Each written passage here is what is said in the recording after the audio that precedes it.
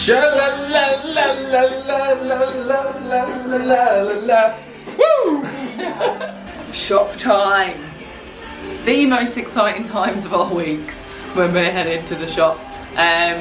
Always on a mission to try and find anything fresh. Try and like give our body some kind of nutrients. Like we're really eating badly because we just can't find proper food to eat. But pasta again tonight. We'll be alright. Just really hoping we can come home on Thursday now. Really hoping. Yeah, I think like we're really fed up now. We're done. I just feel like going home would be like a start of a new chapter, even though it will be another 14 days in isolation. Me and Joel would have been in isolation together for 4 weeks. More than 4 weeks by the time this finishes. It's actually crazy. We were talking about it yesterday. We were like, what we've done now, eventually spending a month together, is almost like the equivalent of spending 2 years together, because just, especially with my lifestyle, we would never see each other this much, of course. We finally found somewhere that does fruit and vegetables. Look at it, it's amazing.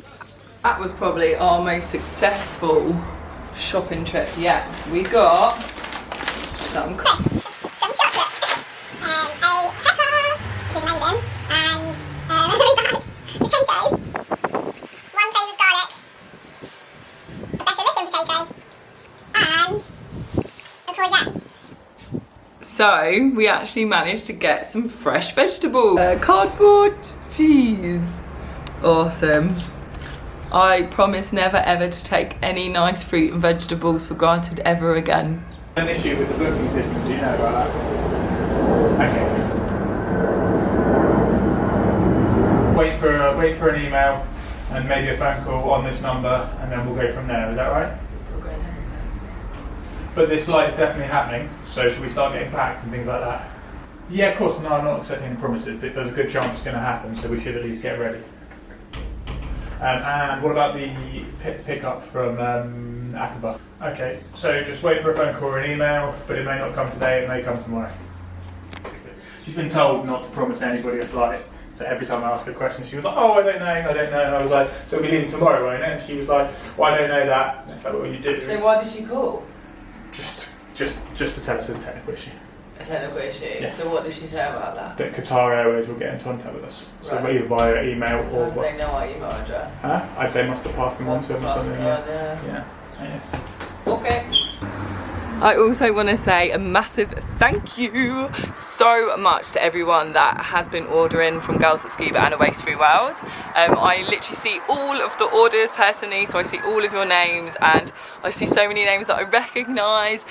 So many of the girls from Girls at Scuba community, friends and family, so thank you so much for supporting me at this time. Honestly, every single time I get an order, I'm like, yes!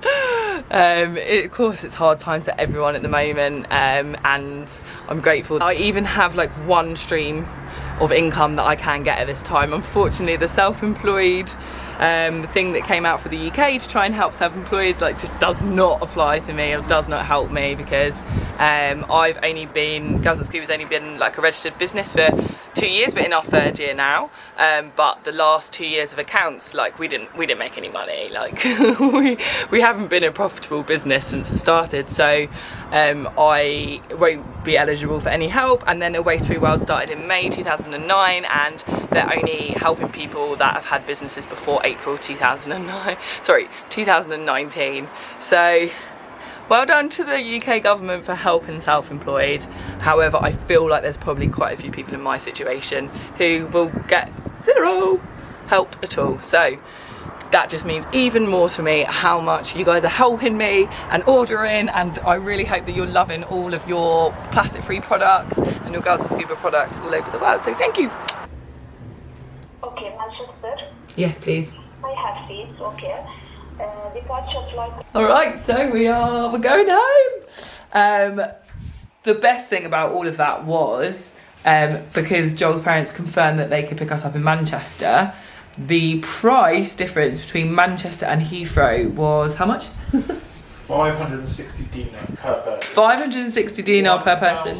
1,120 in total. 1,000. Well, basically, it saved us 1,290, so £1,300 it saved us by flying to Manchester, which is just crazy. It's gonna, like, we're actually gonna come, Joel's parents are gonna come in 2 cars so that we can self-isolate. So both of them drive up, and then when they get to us, they give us the car keys, and then we drive back by ourselves, so we're completely self-isolated. So yeah, of course it's a little bit longer from their house and like petrol and stuff, but that it's absolutely fine because we're saving £1,300, and it just makes me feel so much better, because I really was like stressing a lot about spending, you know, what would have been £4,200 on a flight home, as well as, you know, just losing the income that I've lost at the moment from the business as well. So I feel so much better. Anyway, I'm so happy that we only had to pay £1,500 to get home. Something on stuff, yes. And I'm so happy that Joel's making me dinner. Again. Oh, so now it is Monday and the flight is on Thursday. I feel like a broken record. Let's hope it happens, because now we've given them our money. Yeah, and then we're only allowed to take 1 bag, so I am going to leave some scuba stuff here. So I want to start getting that done. So I guess tomorrow and Wednesday, because we're going to actually be picked up on Wednesday evening, because the flight's at 1 AM on Thursday. So we've got like a day and a half until we can go home. I feel like I should be doing you guys like an unpacking video or a repacking video, because look at all of this. Honestly, I brought so much stuff. I spent so much in luggage, overweight luggage, just so I could bring like a load of my scuba gear, create loads of content, get super cool photos and like all the sponsor gear and stuff. And now I can't even take it home because they won't even let us take extra bags. So it's kind of like choosing what to leave here, what to bring home. So yeah, as I said, I'll be back in October, and so I can pick it up then. But how do you choose between what gear comes home and what stays? I feel like it's like parting with my children, and it's a really sad scene right now. All that beautiful scuba gear that didn't even get used.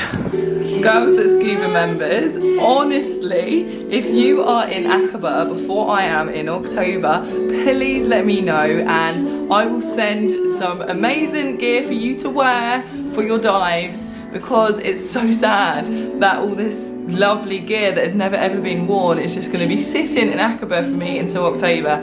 So please let me know. I will get it sent to you wherever you are in Aqaba, but you should obviously be diving with diverse divers. And you can just wear some, just to have some like fun gear that's not even out yet. Oh. So Girls That Scuba members, let me know, hit me up, I will hook you up with some really cool gear.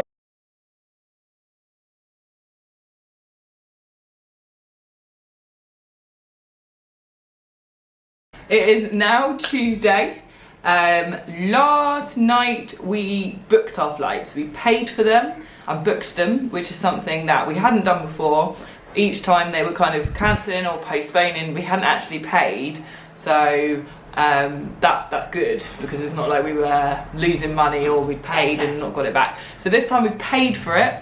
We just got a call saying the Swiss embassy are picking us up. And I think that's because we actually have a friend here who's also having to return home, and she's in Switzerland.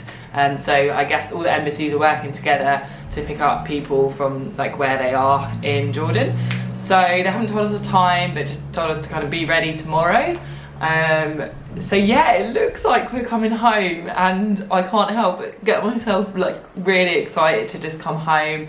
I just feel like it will be the end of this chapter and the beginning of a new chapter, and what will be once we get home is just our chance to kind of start again, and accept that this didn't work out, and that, you know, maybe it wasn't meant to be, who knows, but we're definitely ready to move forward and to be home and to just kind of be around within 6 foot distance family and being able to get food. I've explained all the reasons why we want to come home, so we're really excited about coming home. And the great thing is the flights didn't actually cost us £5 in the end. So what we decided to do, because Joel's parents are amazing, is they're going to come pick us up from Manchester. So we only ended up paying £1,400 each. Woo! Hello. Hello. Embassy in Oman have just emailed us again, and they've just kind of said, like, if you've had any of these symptoms in the last 14 days, we have to email them and let them know, or if we're like high risk. And they've also just confirmed to us, like for the 10th time, that we have to self-isolate when we get back to the UK, and just like some other information about the virus. So I feel like it's really good that they're telling us all of this, and like making sure that we do self-isolate, making sure that we don't get on the flight if we have got the virus. But it will be very interesting to see what our whole journey is like, and what happens when we get back to the UK, like what kind of information we're given. And I guess they can't actually like control people going into self-isolation, but you have got to just hope that people take it seriously and actually do. So yeah, I'm quite anxious about the journey for sure. I'm pretty sure that the flight's actually going to be full, both ends. I'm not sure about to Manchester actually, but I think there is quite a lot of people being rescued, evacuated from Jordan, from all over the world, because this flight from Amman to Doha is having people from all over the world. So we've got like US, Australia, Europe, England, and then when we're in Doha, everyone kind of disperses on their flights. So we're really lucky that we only have a 4-hour layover. Our friend Sarah has got an 18-hour layover.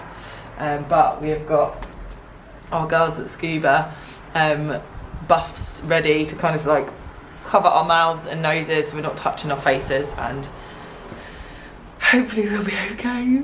People, and we're all working together and seeing that I can actually Yes. over and That go, works, doesn't it? great, but you can do that. I don't need to be involved in that. Some massive anti-vax.